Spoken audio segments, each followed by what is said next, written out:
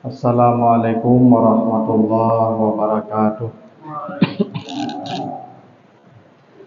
Alhamdulillahirabbil alamin. Wassalatu wassalamu ala asyrafil anbiya'i wal mursalin wa ala alihi wa ashabihi ajmain. Bapak, ibu-ibu, kaum muslimin, jamaah salat maghrib yang dimuliakan Allah. Kembali kita bersyukur pada Allah atas segala karunia-Nya. Salawat dan salam untuk Nabi kita Muhammad sallallahu alaihi wasallam. Bapak Ibu yang saya muliakan, kembali kita lanjutkan bahasan kita masih di surat At-Tahrim, surat yang ke-66. Kita baru bahas sampai ayat yang ke-9. Sekarang kita bahas ayat yang ke-10. Ayat yang membicarakan tentang rumah tangga para nabi, ya. Di rumah tangga para nabi itu bukanlah rumah tangga yang seperti yang kita bayangkan sangat ideal. Ada rumah tangga nabi itu yang dalam tanda kutip tidak ideal, tapi kita belajar kenapa ya Allah hadirkan cerita mereka agar ketika kita diuji oleh pasangan kita punya contoh. Karena hidup ini Bapak Ibu ada kalanya kita diuji dengan orang tua.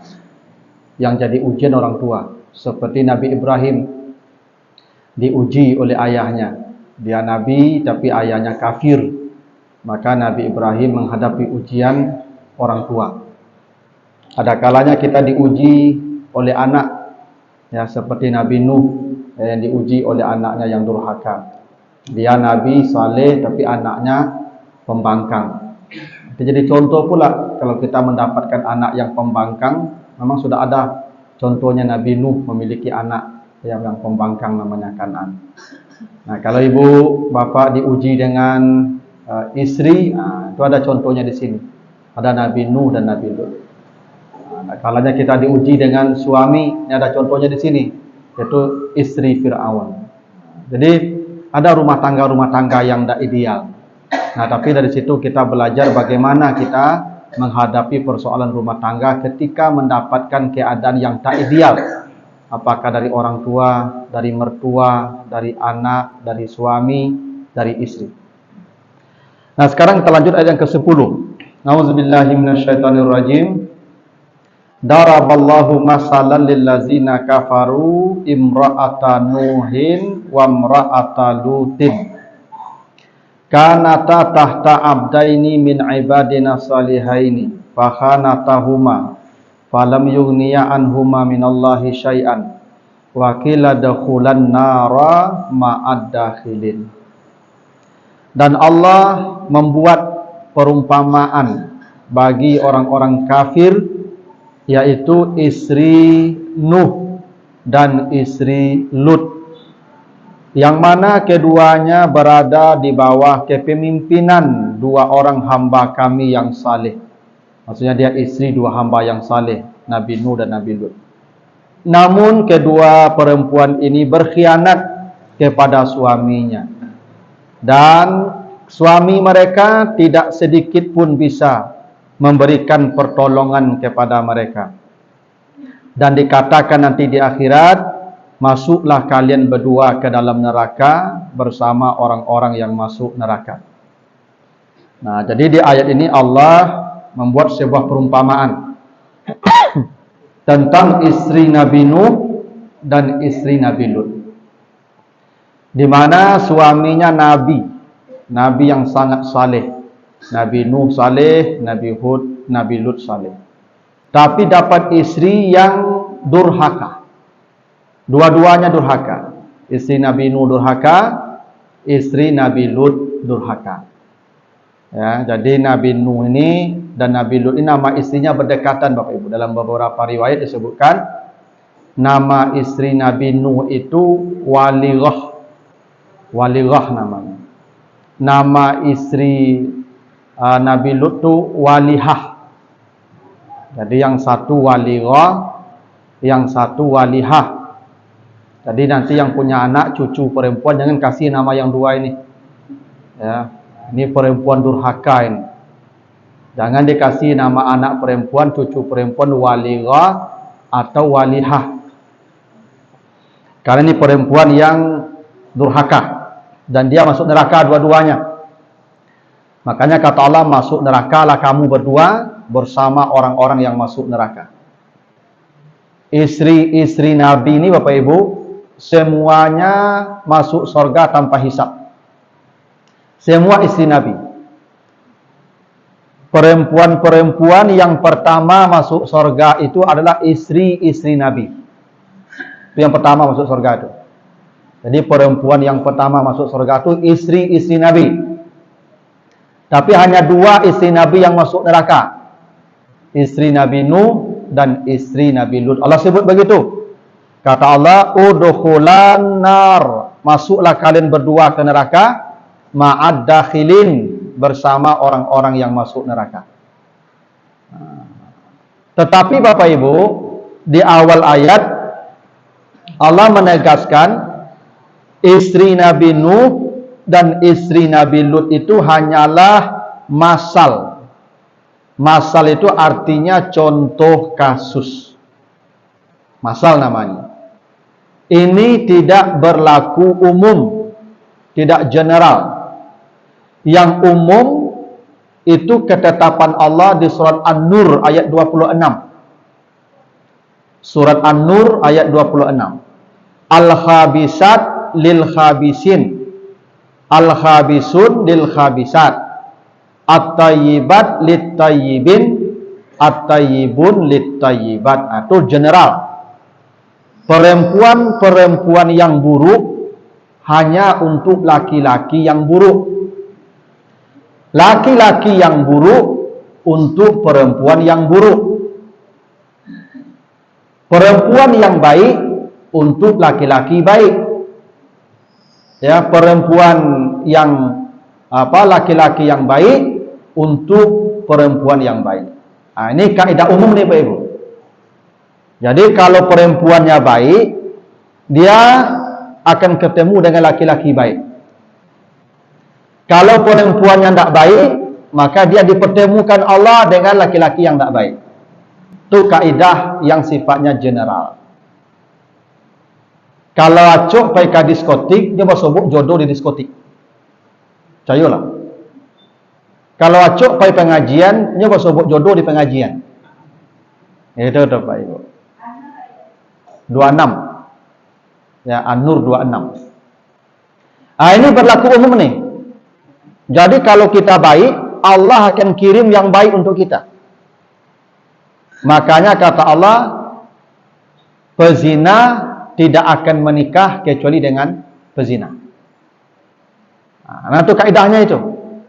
Jadi kalau perempuan tidak baik, dia akan dipertemukan dengan yang tidak baik. Karena manusia aku akan jadi kalau sama, sekufu. Perangai sekufu, ya kan, karakter sekufu. Itu makanya Abu Lahab cocok jo Ummu Jamil. Abu Lahab ku orangnya pamaneh ko emosi. Istri Abu Lahab ko tukang asuang. Cocok Pak. Ya, tukang kompor. Suaminya pamaneh. Istri tukang panen. Cocok. Jadi Abu Lahab juga Ummu Jamil itu cocok. Itu makanya namanya Abu Lahab. Gelarnya itu. Ya, namanya Hisham bin Abdul Uzza. Abu Lahab itu Hisham bin Abdul Muttalib ya, paman Nabi. Jadi manusia itu akan dipertemukan Allah dengan pasangan yang searah, yang samazhab namanya. Sealiran. Baik, buruk, itu pasti itu. Tapi tidak selalu begitu.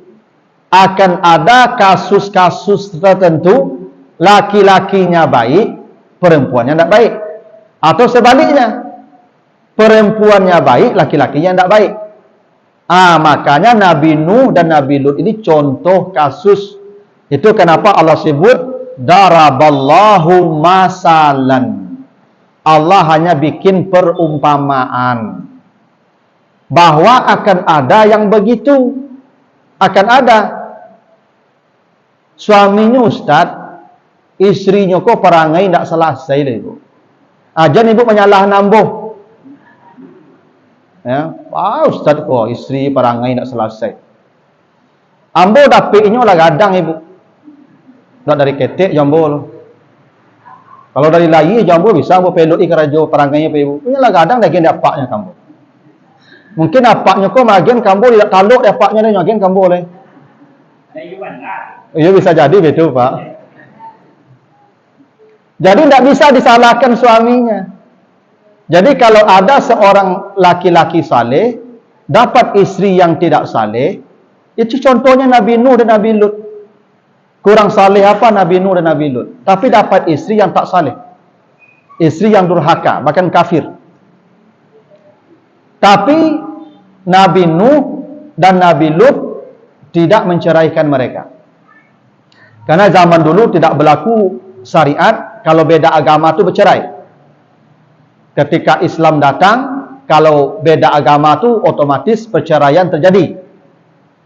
Ya, kalau ada orang misalnya suaminya murtad, maka di hari itu juga dia bukan suami istri lagi. Dia tidak boleh lagi serumah. Kalau serumah zina hukumnya. Karena kalau sudah beda agama dia langsung menjadi bercerai. Dulu enggak. Tapi Nabi Nuh dan Nabi Lut keduanya tetap mempertahankan rumah tangga mereka. Walaupun istrinya ya membangkang, durhaka. Jadi Bapak Ibu, istri Nabi Nuh dan istri Nabi Lut ini itu sebab berkhianatnya sama. Ya. Jadi Nabi Nuh ini Bapak Ibu dan Nabi Lut ini sama keadaan hidupnya. Nabi Nuh ini selama berdakwah 1000 tahun itu tidak pernah ya hidupnya berkecukupan. Makanya Bapak Ibu, Nabi Nuh itu coba nanti Bapak Ibu baca ya di surat Hud ya, kata Allah di surat Hud ayat yang ke-29, wa ya qaumi la as'alukum alaihi malan. Wahai kaumku, saya berdakwah tidak mencari harta. Saya berdakwah tidak mencari dunia. Maka Nabi Nuh itu tidak pernah dikasih amplop oleh jamaah itu. Tidak pernah itu. Karena Nabi Nuh begitu. Saya tidak minta harta. Nanti bacalah di surat Hud 29 ya. Wa ya qaumi la as'alukum alaihi malan. Wahai kaumku, saya tidak minta harta sedikit pun dari kalian. Tidak minta harta. Tidak ada. Dan Nabi Nuh itu berdakwah siang malam. Apa kata Nabi Nuh? Nanti baca cerita di surat Nuh. Ya, ayat berapa? 5, 6, 7. Ya, surat Nuh. Inni da'autu qaumi lailaw wa nahara. Saya berdakwah mengajak kaumku malam siang, malam siang, malam siang. Jadi Nabi Nuh itu berdakwah malam siang, siang malam. Karena ada ustaz ini PU berdakwah siang saja, malam tidak mau dia. Ada ustaz berdakwah malam, siang tidak ikut dia. Nabi Nuh siang malam, malam siang, siang malam, malam siang, 1000 tahun. Walaqad arsalna Nuhan ila qaumihi falabisa fihim alfasanatin ila 50 am. Nabi Nuh berdakwah malam siang, siang malam 950 tahun. Lama itu ya? Itu tidak ada aktivitas lain, tidak ada bisnis diurus, tidak ada macam-macam. Pokoknya dakwah, dakwah, dakwah, dakwah. Siang malam selama 950 tahun. Itu Nabi Nuh begitu. Nah, setiap pulang malam itu Nabi Nuh tidak pernah bawa uang, tidak pernah bawa hasil, kosong saja pulang. Akhirnya istrinya tidak sabar.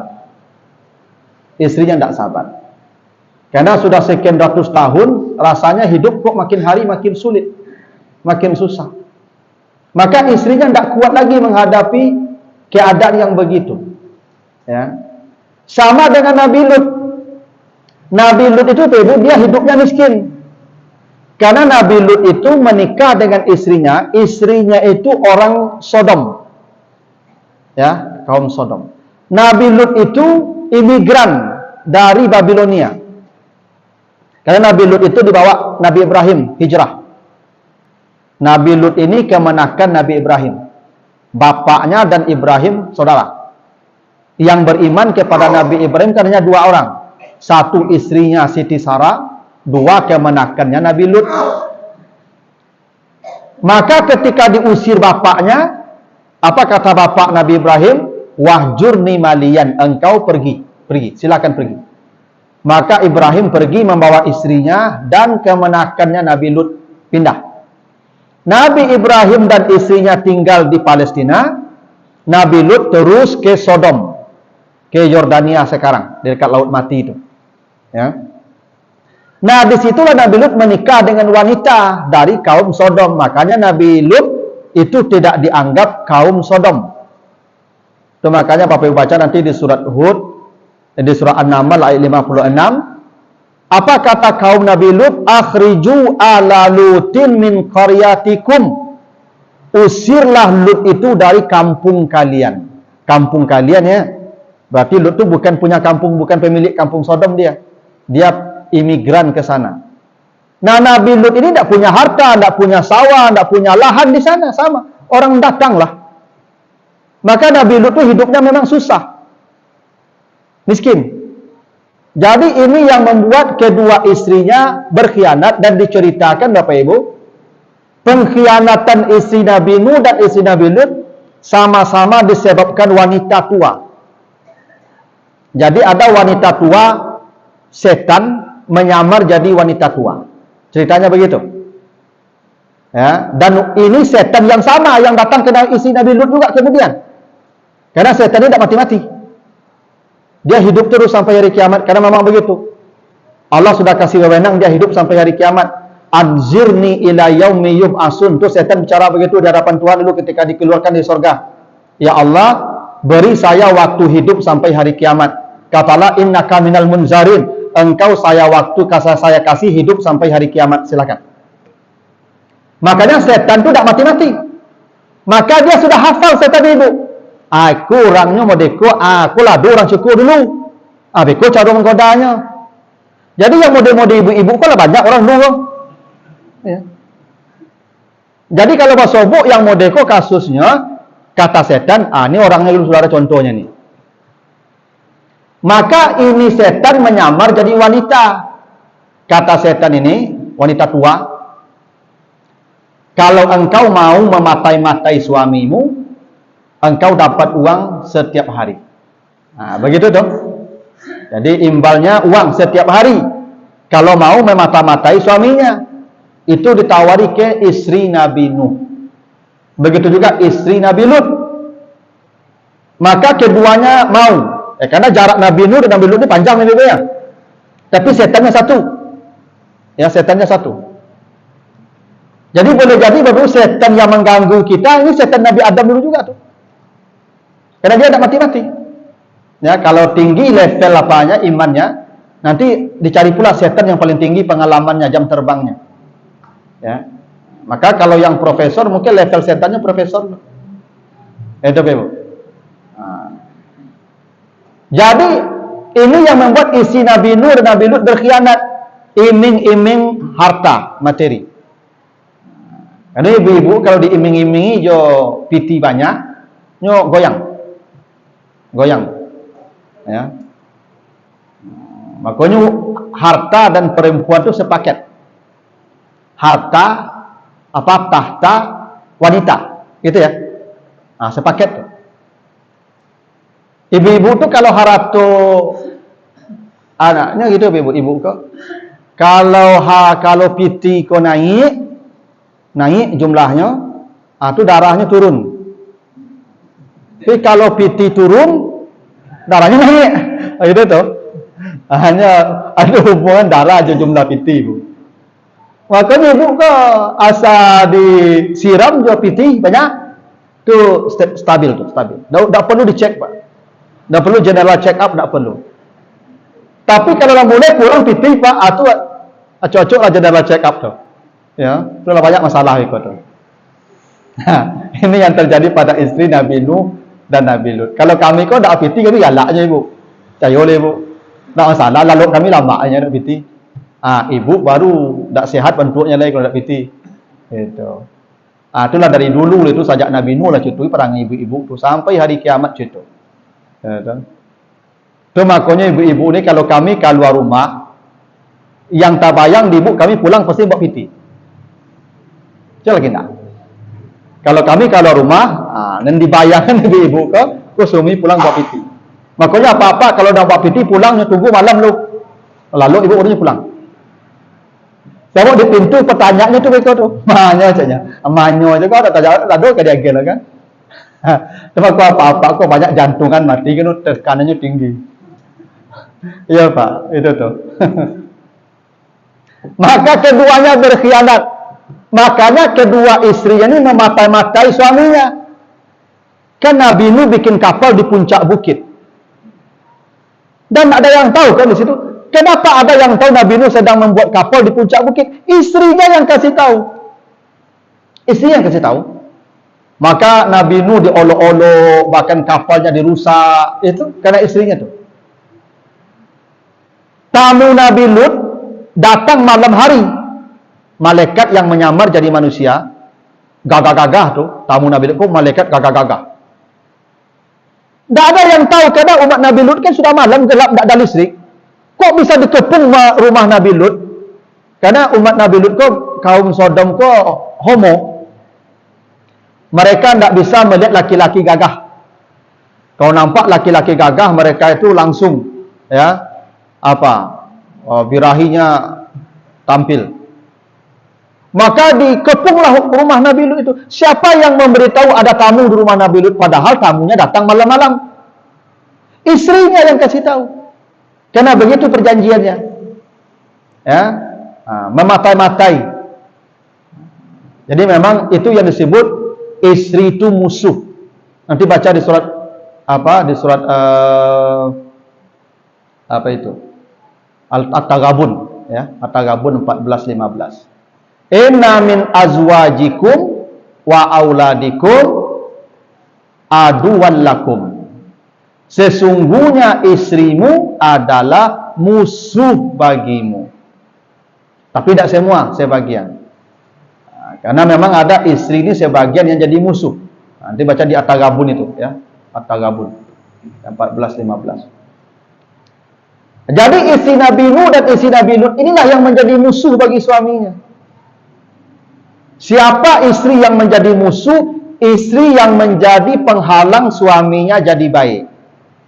Jadi kalau ada suaminya ingin baik, lalu istrinya menghalangi, itu musuh namanya itu. Seperti para sahabat yang ketika hendak hijrah ke Madinah, itu banyak yang batal hijrah karena istrinya melarang. Kata istrinya, mengalu dah pindah ke Madinah. Awak harap tua banyak siko, kadayok padek siko. Bisnis sedang amu siko. Tu pindah awak ke situ, tinggal sedonya. Bimbanglah laki-laki tadi, tidak jadi hijrah. Nah, itu buktinya ada istri ini yang menjadi musuh. Ini contohnya nih. Istri Nabi Nuh dan istri Nabi Lut. Yang keduanya sama-sama menjadi musuh bagi suaminya.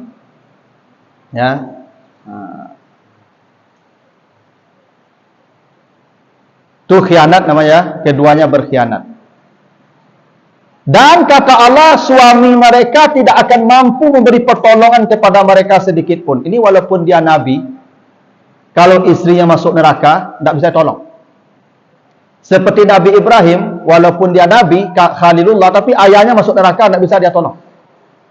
Nah, itu buktinya, suami tidak bisa menolong istri, ayah tidak bisa menolong anak, anak tidak bisa menolong ayah, kalau memang berbeda keyakinan. Tidak bisa tolong-menolong tuh. Tapi kalau sama-sama Islam, mungkin berdosa, nanti anak bisa menolong. Ayah mungkin bisa menolong. Suami atau istri bisa menolong. Yang penting dia Muslim.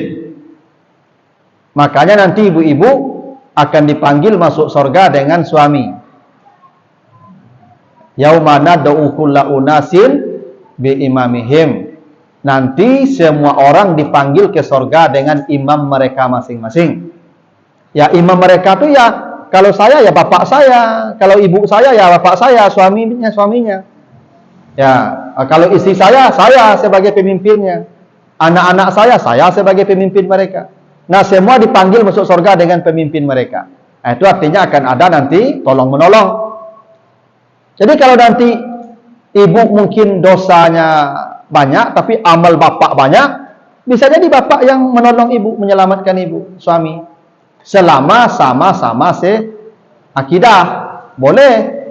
Karena kata Allah begitu, nanti baca surat Taha 109. Ya, surat Taha 109. Yauma idzin la tanfa'us syafa'ah illa man azina lahur rahman.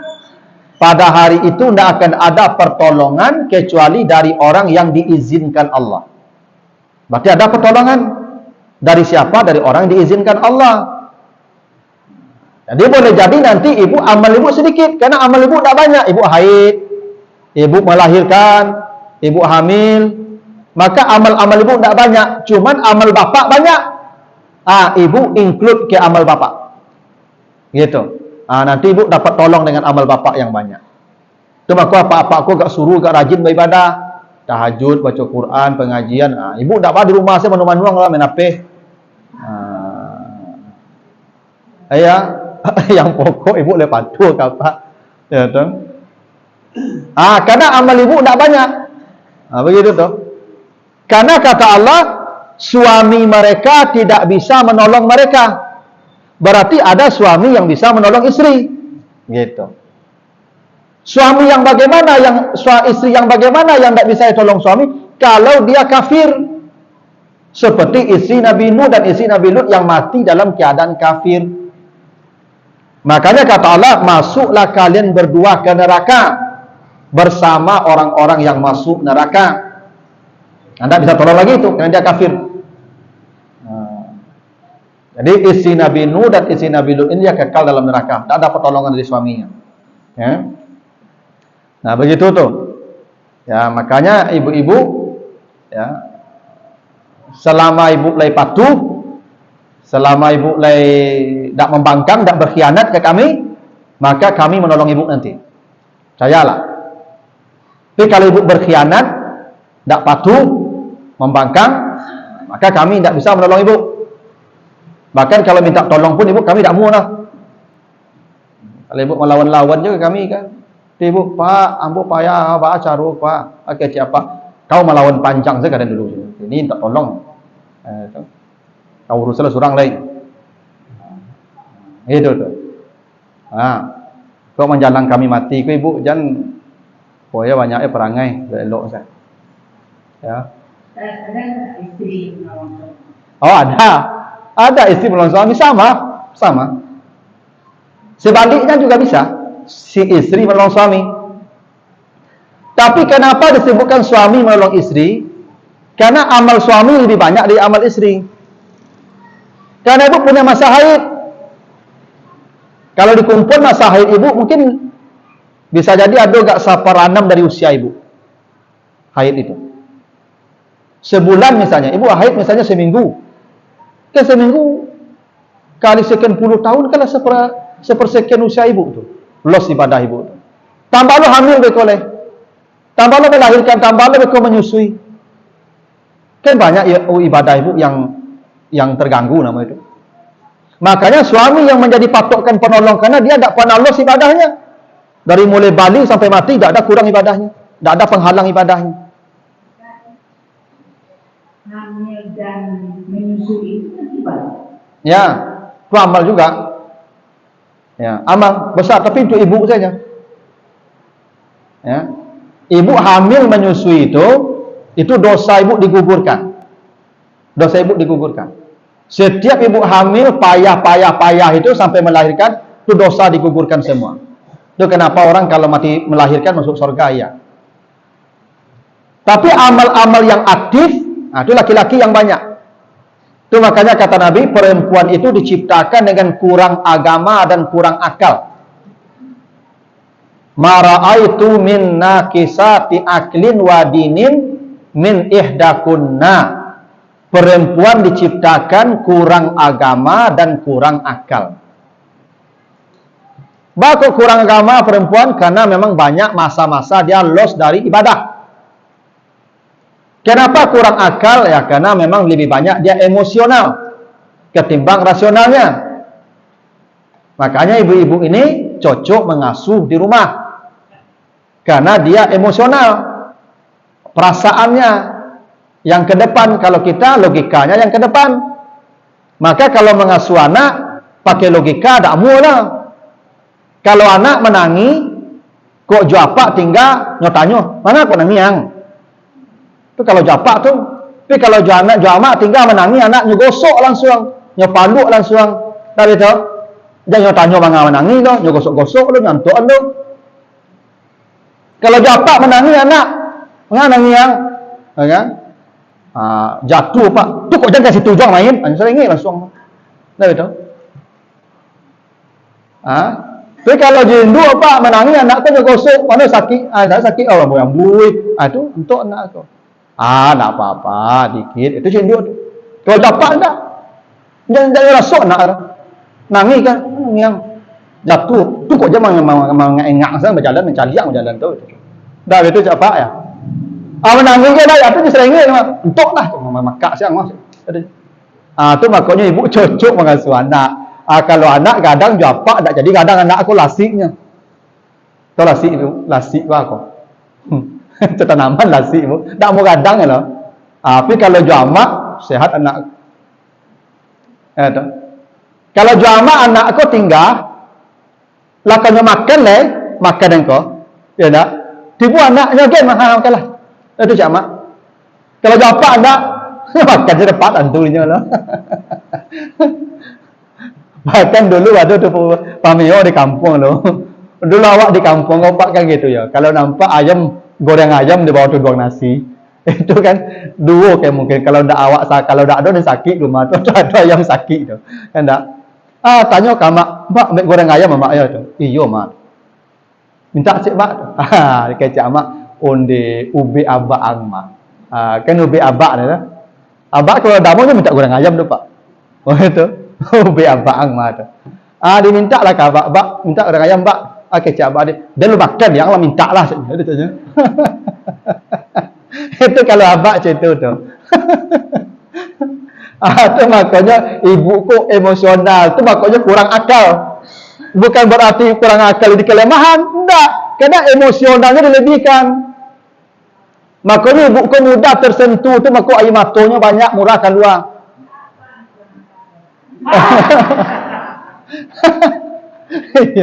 Ndak apa ke banyak akal. Itu. Banyak akal apa-apa ke. Memang begitulah. Itu kenapa Bapak Ibu kalau ada apa pengadilan, kan ada saksi ya. Saksi itu 2 orang laki-laki itu. Tidak boleh perempuan. Saksi harus 2 laki-laki.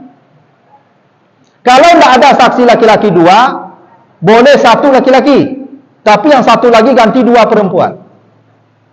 Tapi ganti perempuan 4-4-nya tidak boleh. Batal persidangan dengan sendirinya. Itu bukti perempuan itu kurang akal. Tidak boleh jadi saksi. Gitu tuh. Itu kenapa setan ketujuh datang ke ibu-ibu. Maka yang digoda dulu ketika Nabi Adam di surga, yang digoda iblis itu tidak Adam lah. Adam kalau aja lah. Kahana Siti Hawa nya tiba. Ya, Siti Hawa lah yang menggoyang Adam kok. Cubalah ada ba, li yubat tu lo nyo kok. Itu ya. Yo lah. Ya, bakunya. Tu bakunya berang itu ke Siti Hawa. Kalau sudah lata makan, lata buka pakaian tu. Lah usia lah. Kecik Nabi Adam kau gara-gara kau tadi kau. Kecik Siti Hawa mangalo dia dah salahannya. Dan tadi magi saran udah langsungnya langsung tu ya. Sangka Pak. Akhirnya dipisahlah. Tu maka Siti Hawa diletakkan di Jeddah. Nabi Adam diletakkan di Sri Lanka. Dulu Sri Lanka kau tak pulau ibu. Tu kan sejak banjir Nabi Nuh tu. Dulu daratan sini itu daratan. Pisah tu maka bersobok di Jabal Rahmah. Namanya Arafah. Arafah tu. Lah sekelamo terpisah Adam dan Hawa, berjalan. Dari jauh nampaklah dari jauh kece Adam, kok bantu dedek Hawa. Kece Siti Hawa tu tolong, kok bantu abang Adam. Dakek. Ayo tu, tu makanya Arafah namanya. Dek dah lama dak bersobok, lah bangkit rindu balik. Maka tertumpahlah sayang. Maka sebut Jabal Rahmah, bukit kasih sayang. Gitu tu. Karena dah lama dak bersobok. Nyo kalau bercakap di rumah kau, pailu. Tu beko bangkit sayang balik tu. Dia Pak. Tu maka kau sayang di rumah kau cakap apa misalnya kau supaya sayang balik. Pisah lu. Sah lu. Sampai bangkit rindu. Biasanya 3 hari itu Pak. Tu so pulang itu. Ya kalau Pak pai di rumah tu, panjang 3 hari itu kau telefon di ibu tu. Kalau ndak anak suruh telepon. Dah pulang leh.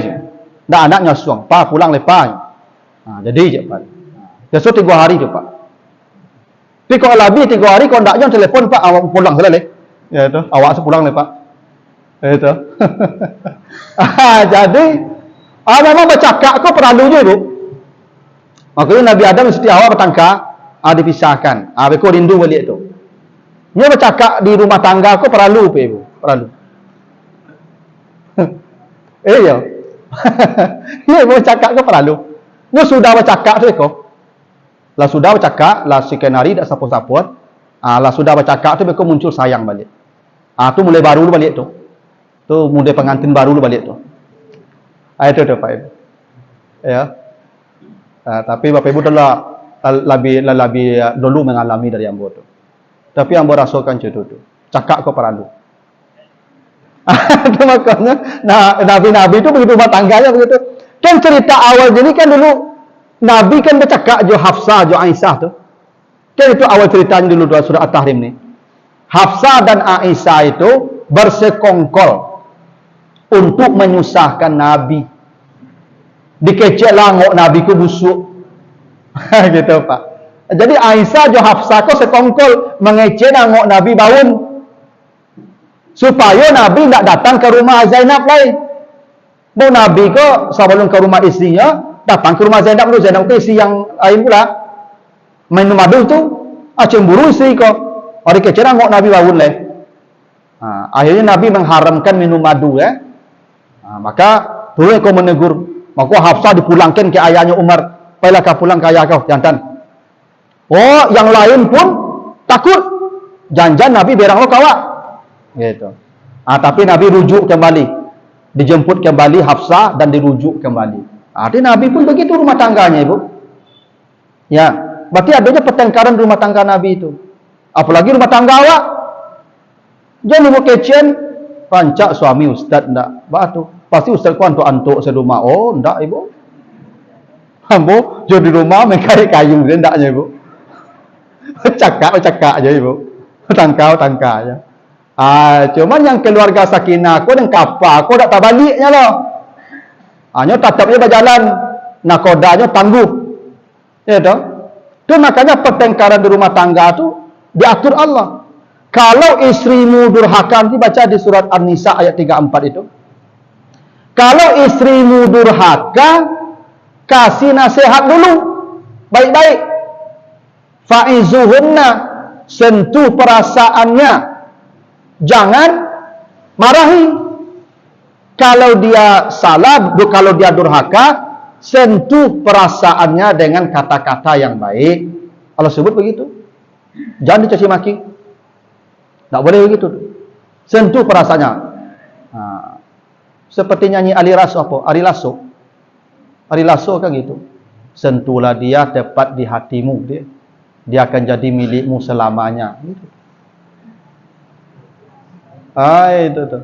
Jadi ibu-ibu itu bisa dilunakkan kalau hatinya yang disentuh, bukan kena tak pakai logika, piakannya ketek dari. Piakannya ketek dari dia. Tidak bisa pakai kuat lah. Pakai kuah. Dia perempuan kok pakai kuah. Tak bisa pakai kuah. Cuma kok jangan ditanya kok salah keraju ibu kok. Manga ibu kerajaan modeko. Jangan pernah bertanya manga. Manga itu kok jawabnya. Kalau tanya manga kok modeko ibu kecik ibu salah panjang sering masaknya tu. Jangan kalau ada saya Pak. Tapi apa pesentuh perasaannya. Jangan logikanya. Oh kok melawannya ngalai? Wahjuruhunna fil madaji, pisah ranjang. Ranjang bagi antang triplek. Bicara Pak. Gitu. Pokoknya lalu babateh. Tapi kamar tak boleh pisah Pak. Kamar tetap tak boleh pisah kamar. Kalau pisah kamar tahu orang beko. Pisah ranjang. Bagi 2 ranjang tu. Itu makanya apa bali spring bed tu bali yang double bed Pak. Beko elo cik surang. Kau tempat macam kak dah aman lah Pak. Elo bed cik surang. Bagi 2 bed tu. Ambil Pak cik ibu cik. Itu makanya yang double bed tu. Kalau double bed kan bisa dielo-elo Pak. Gitu caranya tu. Tapi kalau single bednya triplex saya sian cik. Pokoknya di kamar tu ada triplek. Bila terjadi sengketa, triplek naik. Itu caranya Pak. Kalau durhaka, jadi tak diceraikan. Masih durhaka juga, fadribuhunna. Baru tokok lah. Pukul. Menokok kok bukan berarti ditinju sampai bangkak-bangkak. Sampai jauh-jauh. Jangan. Karena fadribuhunna itu bisa diartikan meninggalkan dia, dipukul jiwanya. Jadi dipukul tidak hanya fisik tapi jiwanya dipukul. Cara memukul jiwa perempuan kok payah di rumah tu. Kalau payah di rumah tu Pak, ibu kok terpukulnya tu. Iya. Tinggalkan dulu, payah. Itu cara yang paling efektif tu. Tinggalkan, jangan ngecek-ngecek. Pokoknya payah di rumah tu, tak tentu arah, payah. Itu caranya tu. Kan itu alasannya manga kok talak diagen ke kami. Dak ibu dagi talak loh. Bako dak ibu dagi talak, hak talak itu tadi akal ibu seketik. Beko kok talak ibu beko jadi budak sih kami tiap hari beko. Sabanta ibu talak sih kami. Tapi dari kami ngaci hak talak kok patangka diagi nasihat dak mempan, pisah ranjang dak mempan. Kami pailu.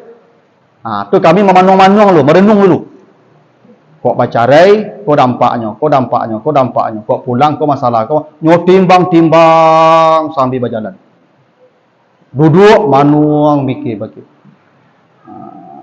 Jadi kalau ada apa-apa manuang-manuang di Mas Haji, itu tanda sarang bercakap jual rumah itu. Saya lihat salah, kalau ada apa-apa panjang-panjang manuang itu sarang bercakap. Karena kami memikirkan Pak, dampak-dampak buruknya tu. Itu tuh, kenapa kami ini kata Allah dikasih hak memimpin tu, kena akal kami cukup. Kalau tidak jom mempan leh, lapai di rumah tu, nya melawannya kawak leh. Baru dicari apaknya leh. Atau dicari apa awak leh. Fab'asu hakaman min ahlihi wa hakaman min ahliha. Temui bapakmu dan bapaknya hakim. Di dalam kehidupan kita sekarang, kita memang hak ada di Indonesia. Kalau terjadi pertengkaran yang seperti itu di dalam rumah tangga, apakah dipukul, jadi mulai dari pisah ranjang, dan ditinggalkan. Kalau hal itu terjadi berhadapan dengan HAM, apa yang kita lakukan supaya ajaran agama ini tetap tegak dan tidak disalahgunakan oleh orang barat bahwa Islam itu sebenarnya tidak menghargai HAM. Iya, HAM itu kan buatan manusia, akal manusia. Kalau bertentangan hukum Allah dengan hukum manusia, maka hukum Allah kedepankan. Tidak ada hukum yang lebih baik pada hukum Allah. Allah yang menciptakan kita dan Allah yang paling tahu apa yang terbaik untuk ciptaannya. Yang membunuh dibunuh. Kalau dibunuh ya yang membunuh tu, tidak akan ada orang membunuh orang lagi tu. Yang mencuri potong tangan, kalau dipotong tangan pencuri, berhenti orang mencuri itu. Iya. Ya, tapi kita percayalah itu hukum yang terbaik. Jadi perempuan ini memang dia harus dikasih hukuman. Kalau dia melawan, kan tadi konsepnya konsepnya durhaka, nusuz. Kalau Nabi Nuh, Nabi Lut, enggak, dia terima saja, dia nasihati saja terus. Kalau Nabi Nuh dan Nabi Lut, nasihati saja sampai mati. Enggak. Nabi Nuh, Nabi Lut enggak ada pisah ranjang, enggak ada meninggalkan istri, enggak ada menemui mertua, enggak ada. Nasihat. Ini yang sabar nih. Kalau bapak ibu tidak kuat, kan ada step-stepnya tadi. Nah, salah satu stepnya pukul. Memang dipukul. Tapi memukulnya itu bukan pukulan yang membahayakan. Pukulan yang menyadarkan. Jadi kalau ibu salah, pukulannya gitu. Itu ibu pukulannya. Yang ngaman lah. Gitu. Ya, caranya apa memukul ibu? Ibu apa yang tahu tuh? Dan ibu apa lajang kan, baju kan, tak tongkong ibu ke belakang tu. Itu kan nyanyo namanya tu. Ya. Memukul tu pukul. Ini ibu-ibu ni kalau cara yang paling efektif memukulnya, ambil si ATM, ambil kunci Honda, ambil kunci Auto, ambil AP tu kurung saya rumah ni. Tu memukul juga tu. Dia dagi ruang keluar le.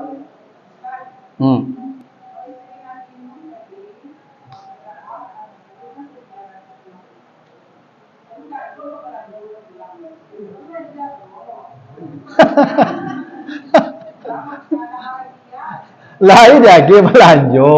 Cuma tak seperti ibu-ibu yang lain. Apa nak lagi belanja? Sebelum itu tahu lagi belanja mati makan ya ibu. Lain ada nyobao. Cuma tak sebanyak orang lain.